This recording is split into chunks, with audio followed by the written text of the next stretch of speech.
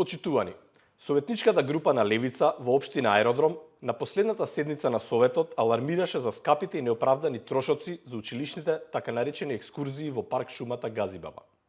А само неколку дена подоцна се случи нов скандал. Ученици од основното училиште Љубен Лапе биле физички нападнати и ограбени за време на истата таа екскурзија.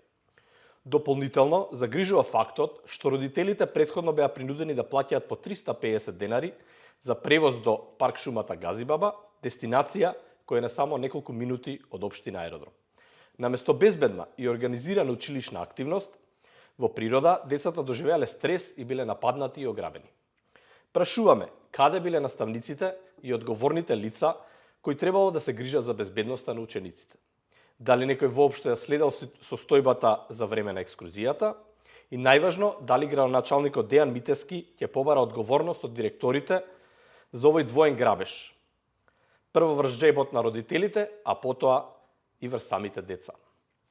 Левица бара итна одговорност и конкретни мерки за заштита на учениците, затоа што безбедноста на децата не смее да биде жртва на неспособност и неодговорност.